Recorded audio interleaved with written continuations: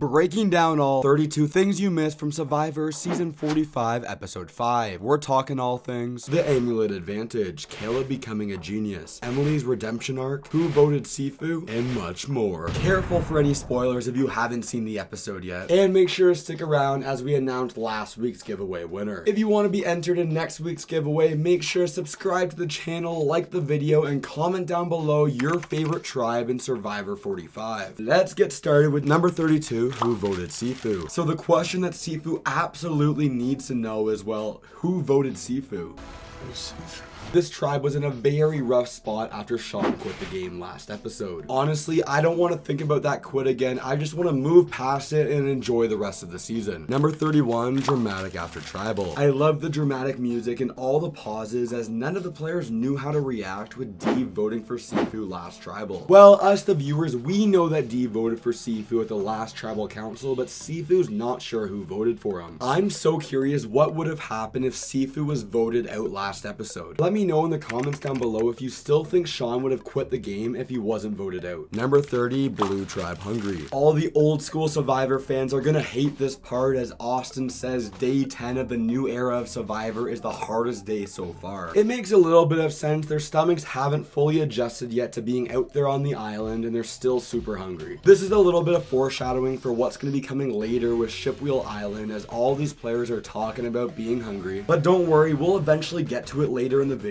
I'm pumped to talk about Shipwheel Island. It's one of my favorite Shipwheel Islands so far. Number 29, Kendra Is Crazy. Scenes like this obviously get cut, and I really mean obviously get cut if we didn't have 90-minute episodes. And I'm all for it as Kendra tries to eat a worm, pretend she's an alien. This is a big redemption arc for Emily because if you remember in episode 1, Emily was not a fan of aliens.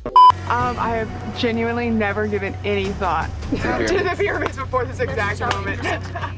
We're the Alien Alliance. Oh, I like that.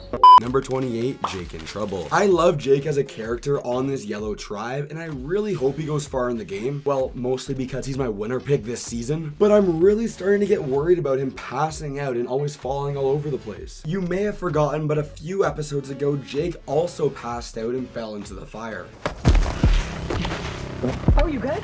No, dude, what? Are you okay? No, dude, what? What just happened? I don't know, dude, what the? Number 27, Jake backstory. See, I'm fully down for Survivor backstories when they actually serve a purpose, and Jam fully agrees with that. Jake goes into detail talking about his medical history and how a few years ago he weighed over 280 pounds. Outside of making Survivor videos online, I work in the health and fitness field. I know how important and tough it is to get your nutrition down. If you feel like you're struggling with stuff like that, reach out to someone and get some help. Number 26, dream of Survivor. Jake touched on it perfectly, how it's a lot of people's dream to play Survivor. Whether it be surviving the elements, surviving the other players, or surviving the challenges, everyone should know what it feels like to play Survivor. Get ready for it. This is about to be one of the biggest discounts of the season with idle plays. The first 10 people to use the code BOGO30 get 30% off the second puzzle in their cart. Buy one, get one 30% off, and you can mix and match all the puzzles and games. So if you're interested in looking into idle plays or you want to help support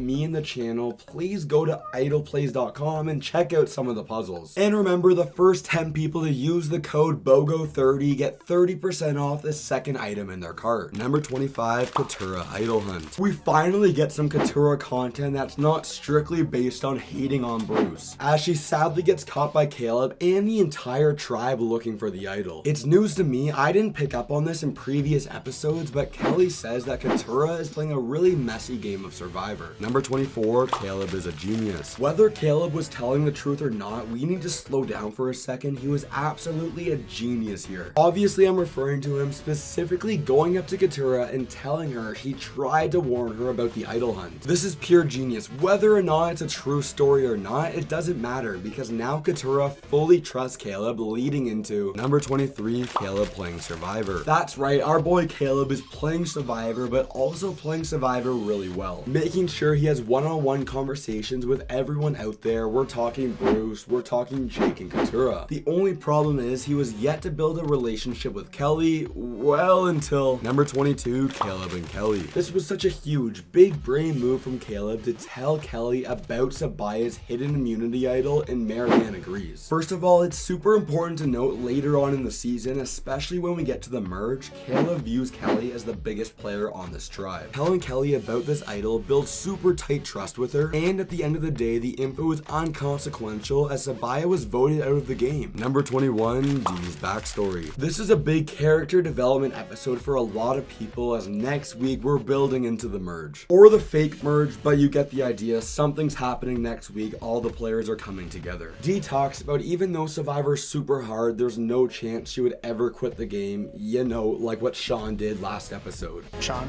the tribe has spoken.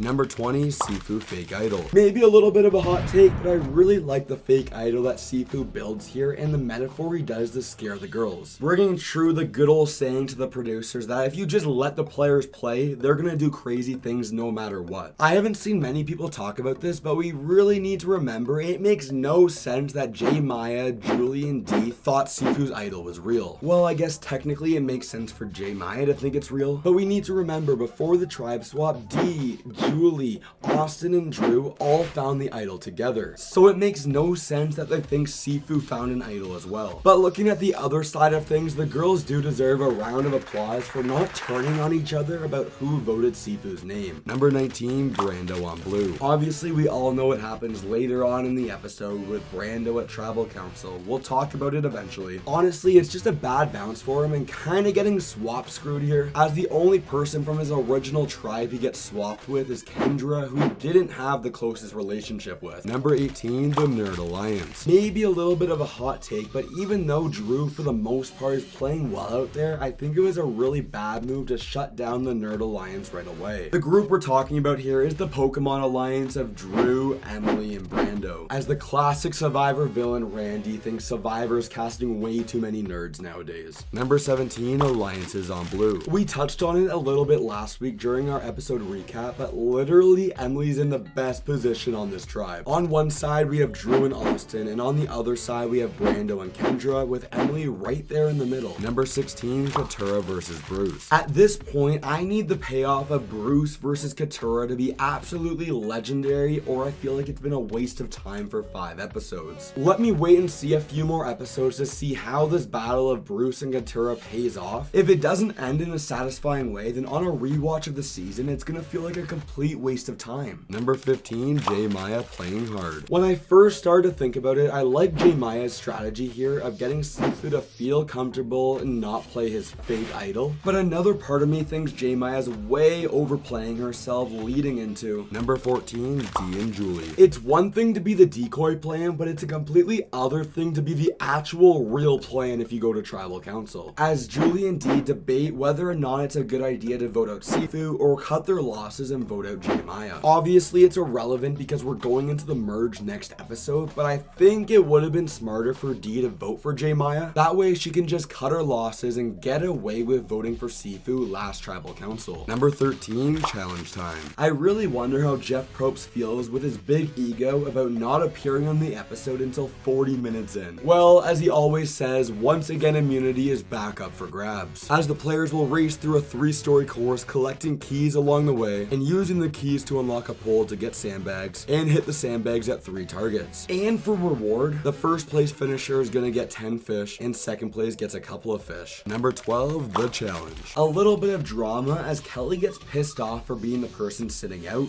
Kelly, oh, you don't look happy about that. That's okay. Whatever the team needs, I'll do it. All right, Kelly's gonna sit out for Lulu. If there's any super smart people out there that can help me build an obstacle course just like this, please reach out to me. My brain's always thinking about how I can make the best best kind of Survivor videos possible, and I think hosting a real Survivor game would be legendary. As Sefue wins for red as they earn 10 fish, this will be important when we get to Shipwheel Island because the people that won the challenge, they get fish to go home to. They don't care about the sandwiches. As yellow comes in second place, sending blue to tribal council for the first time this season. Number 11, journey decision. The red tribe came in first place, so they get to decide on who's going to be going on the journey. I'm excited to talk about it as Kelly, Austin, and J Maya all go on the journey together. Number 10, blue after losing. But before we go talk about the journey, we need to go head to the blue tribe as they're gonna scramble before tribal council. Ultimately, I think the red tribe messes up by sending Austin away on the journey. I understand the logic. He was on your original tribe, so give him a chance at earning an advantage and he'll tell you some tribe secrets. But at the end of the day, Emily is the swing vote between the two pairs of alliances, and now she gets to strategize 2-on-1 with the members of the blue alliance. Number 9, Brando and Drew. Another hot take, but I like the strategy here of Brando offering his shot in the dark to Drew to not vote him out. But it's the wrong place and wrong time as Drew shuts it down right away. And it gives ammo to Drew to tell the other players that Brando doesn't trust Kendra. Number 8, big game of telephone. At the end of the day, this is going to be really difficult to keep track of with all the one-on-one conversations and players constantly lying to each other. You really think so? Like 100%?